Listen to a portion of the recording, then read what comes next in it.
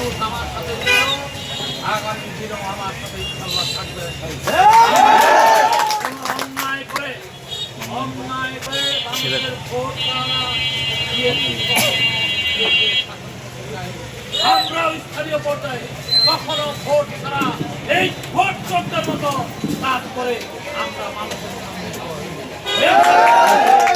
দীর্ঘদিন পরে তো আজকে আমরা বুক খুলে বলছি যে কোর্ট আজকে রায় দিয়েছে যে আমরা সেই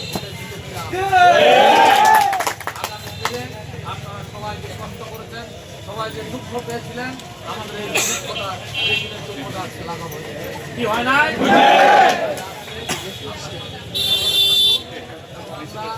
আজকে আমাদের বন্ধু যারা